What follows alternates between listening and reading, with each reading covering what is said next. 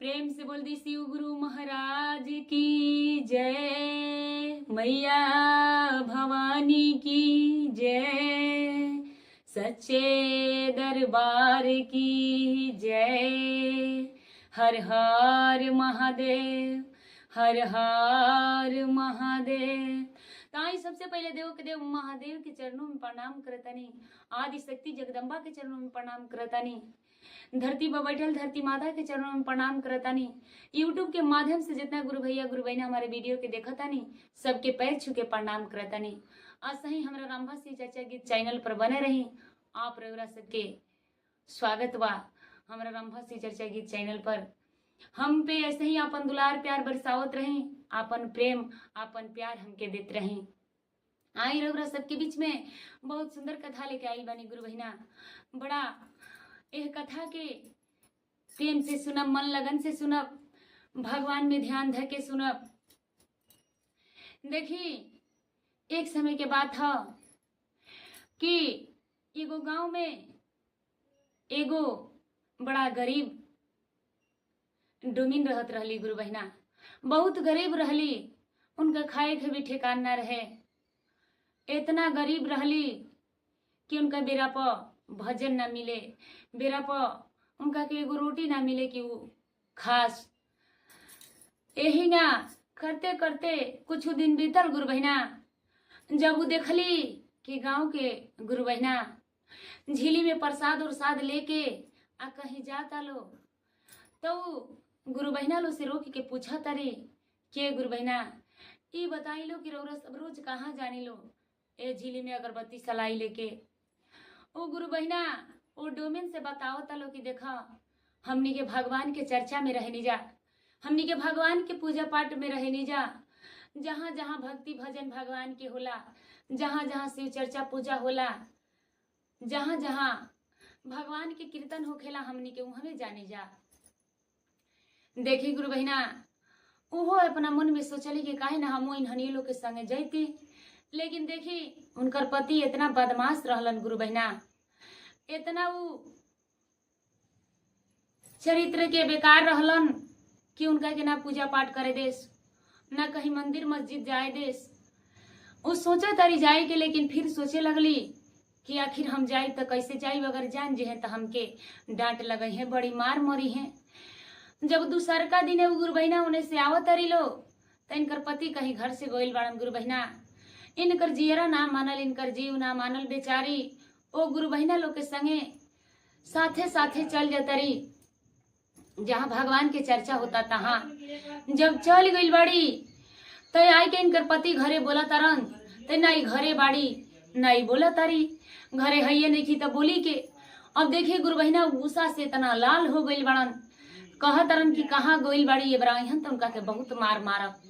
देखी कहल जला कि जब औरत पूजा पाठ चाहे कौनो तीर्थ धाम करी में मर्द लोग के आधा मिलेला, लेकिन मर्द लोग करी लो गुरु बहिना तो औरत लोग के कुछ ना मिलेला। ये सही बात है।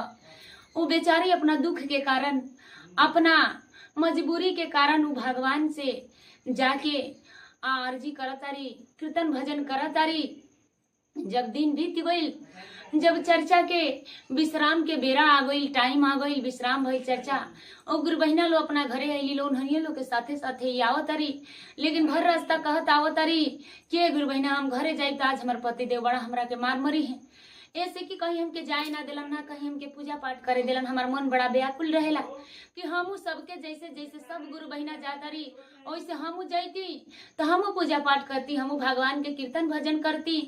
गुरु बहना लोग समझावत लो कि देखो ये कुल ना सोचल जाला, जब भगवान पर विश्वास बा, जब भगवान पर भरोसा रखले बाड़ू तो तारा के भगवान बचे हैं। लेकिन देखिए गुरु बहना का भइल, जब घरे गोइल बड़ी शिष्या तो उनकर पति देव दुआरिये पर डंटा लेके बैठल बाड़न के केने से आवतारी। जब बेचारी अपना दुआरी पर पैर धैली तो उनका के बड़ी मार लबदे लबदे मारे लगलन। पूछे लगलन कि बताओ कि ते कहाँ गोई रहे है, बताओ कि ते कहाँ गोई रहे है। कहल जाला गुरु बहना की औरत के जिंदगी कौन और के ना होला, कदर उहे करी है मरद जौन की औरत के समझी है, दुख दर्द के समझी है। देखी जब तक ले जिंदगी बा तब तक ले कदर कर लेवे के चाहे, चाहे वो पति होके पत्नी होके चाहे केहू भी होके गुरु बहना। देखी जब घरे गोइली तो बहुत उनका के मरलन उनकर पति देव। फिर भी हिम्मत जुटा के भगवान से रोई रोई कहत रही उ डोमिन। फिर हिम्मत जुटा के दूसरका तीसरका दिने फिर जब देखली कि उ गुरुबहिना आवत आलो उनका घरे पड़ी रास्ता रहे गुरुबहिना, फिर उ भगवान के भक्ति में चल जाता रही। वही ना करते करते करते करते 2 दिन 3 दिन गुरुबहिना उनकर पति देव उनका के घर में बंद कर देस, कहीं जाए ना देस, ना खाना देस, ना पानी देस। देखी इतना कष्ट इतना दुख देत रहलन, ना कमाई जास ना धमाई जास। उनका बहुत दुख होखे, उनका के खाना पानी कुछ ना देस। फिर जब वो आजाद हो जास छूट जास तो धौर के भगवानी के भक्ति कीर्तन में जास। गुरुबहिना कहल जाला कि भगवान में जब ध्यान हो जाई, भगवान पर विश्वास हो जाई और जब भगवान से दिल लाग जाई तो केहू के रोकला बस के ना रहेला। वो बेचारी जब छूटस तो सीधे भगवान के दरबार में भागस। वो डोमिन जाके भगवान से अर्जी करस, देखी गुरुबहिना हमनी के इंसान है जब तो छुआछूत माने नहीं जा, लेकिन भगवान सबके इंसान बनौले बड़े। ऊ ना देखेले कि तू डोम हवा, कि तू चमार हवा, कि तू चोर बड़ा, कि बदमाश बड़ा। बस सच्चा दिल से भगवान के प्रेम करे के चाहिए, भगवान के भक्ति करे के चाहिए, भगवान से भाव रखे के चाहिए। जितना आदमी से प्रेम करता नहीं जा उससे कई गुना ज्यादा भगवान से भी प्रेम करे के चाहिए। गुरु बहना जब प्रेम करब जब भगवान से तो हमनी के अपना बेटा लेखा अपना संतान लेखा हमनियों के प्रेम करे हैं। वो डोमिन बेचारी के कहानी गुरु बहना आगे बताओ तनी। इतना मजबूर रहली, इतना बेवस बेचारी रहली कि जब भगवान के कीर्तन भजन पूजा पाठ धीरे धीरे करे लगली, धीरे धीरे धीरे धीरे उनकर दिन दशा गुरु बहना बदले जा, बदलत जाओ बदलत जाओ। जब बदलत जाओ लेकिन इनकर पति के छाव ना छूटे, वो अपन आदत ना छोड़स। घर में आवस पी पी के बहुत उनका के मार मारस, घर में आवस मार मारस। वही में करते करते गुरु बहना एक दिन के बात हो कि अचानक जब वो बेचारी सी चर्चा में गोइल बाड़ी तब तक ले घरे आके सुतल बड़न। गुरु बहना जब सुतल बड़न तो उनकर मृत्यु हो गइल बा। अचानक वो मर गइल बड़न। जब मर गइल बड़न तो उस शिष्या का करतारी, जब घरे आवतारी तो आके अपना पति देव के जगावतारी बोलतारी। लेकिन देखिए गुरु बहना उनका ना होश बा ना हवास बा, उनकर प्राण निकल गइल बा, शरीर खाली उनकर परल बा। जब जगावतारी तो छाती पीट पीट रोवे लगली भगवान से गुहार करे। जब गांव नगर के लोग बिटुराए लागल तो जानते बानी के वो अच्छा कहेला के वो बुरा कहेला गुरु बहना, लेकिन जेकरा अंदर दुख रहेला उहे जानेला, दूसर के वो कहा जानी। अब वो बेचारी भगवान से लगली अपन दुख सुख रोवे लगली, कहे कि भगवान हमसे कौन गलती हो गई कि रौरा ऐसा गलती के साजा देने बानी हमके ये हम मांगे निरौरा से कि हमके जबले जियब हम 7 जन्म सुहागिन रही। भगवान जबले जी हम सुहागिन बन के रही, यही खाती हम भक्ति भजन राउर करत रहनी रौरा का कहनी। लेकिन देखी गुरु बहना वो इतना अत्याचार करस कि भगवान से बर्दाश्त ना भई। कहल जाला कि जब तक ले इंसान के ऊपर ठोकर ना आवे तब तक ले वो इंसान के रास्ता ना बदलेला। गुरु बहना देखी अब जब मर गई बड़न तब बेचारी के बड़ा दुख तकलीफ होता। समझे वाला खाती बहुत ढेर बा गुरु बहना। अगर जे एगो पत्नी के पति गुजर जाए तो ओकरा दिल पका बीतेला। अब भगवान जानता रन आदमी का जाने। देखी अब वो बेचारी रोवा तारी छटपटा तारी, लेकिन हिम्मत भी रखले बड़ी कि हम अपना पति के जाए ना देव, हम अपना पति के न मरे ना देव। भगवान से बार बार यही कहता रही कि भगवान हमारा पति के प्राण लौटा दी, भगवान हमारा पति के प्राण लौटा दी। वो जब देखली भगवान इतना उनका के ज्ञान देले रहलन, जब देखली कि यमराज जी उनका पति के प्राण लेके जाता रहन तो गुरु बहिना वो पीछे पीछे चल देले बाड़ी। वो इतना भगवान के भक्ति भजन कैले रहली, पति सेवा कैले रहली के पीछे पीछे चल देले बाड़ी। जब यमराज देखो तरन लौट के तो कहतरन कि अरे एगो मामूली इंसान हमरा पीछे पीछे का करे आवता। पीछे पीछे जब जाता रही यमराज जी डांट के खेद देता रन, कहतरन कि तू जा, इनकर आई पूज गइल बा, हम लेके जाता नहीं।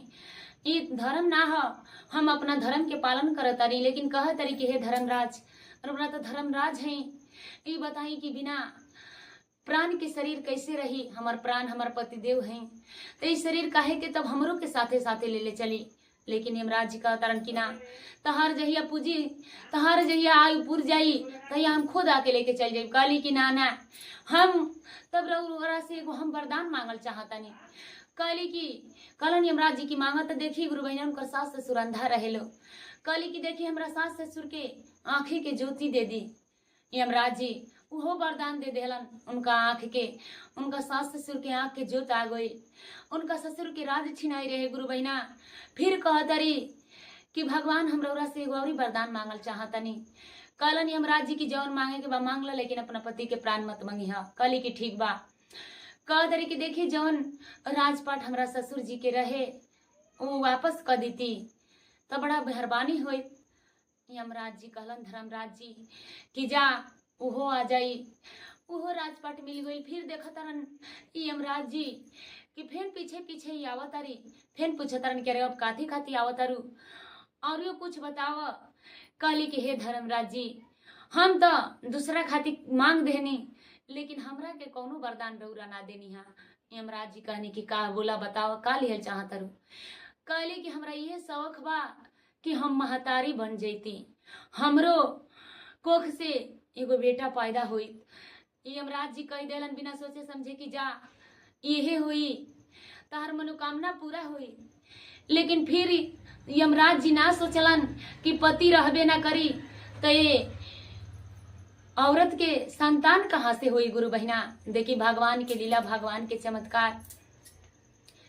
कहे लगली कि ठीक बा हमके तरौरा माई बने के वरदान दे देहनी, लेकिन ये बताई कि का बिना पति के एगो पत्नी कभी महतारी बन सकेले।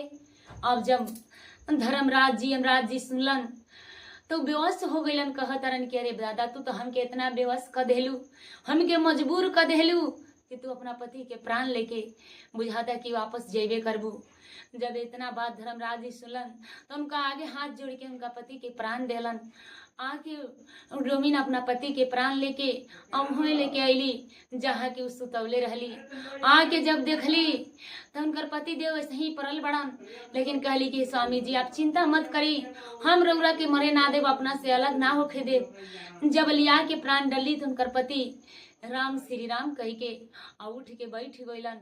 जब उठ के बैठ गईलन तो गुरु बहना गांव में हल्ला हो गई, गांव में हाहाकार मच गई कि एगो पति अपना पत्नी के यमराज जी से प्राण छीन के लेके चली आयल बाड़ी। शिव भक्त के कहानी। और शिव भक्ति में इतना शक्ति है गुरु बहना कि भाग्य भी बदल जाला, असंभव काम भी संभव हो जाला गुरु बहना। तो अपना सच्चाई पर रहब जा, अपना धर्म पर रहब जाता हर चीज मिल जाई, अपना धर्म पर ना रहब जाता मिलल चीज भी खत्म हो जाई। ताई हम अपना कथा के ही विराम करतानी। प्रेम से बोल दी शंकर भगवान की जय।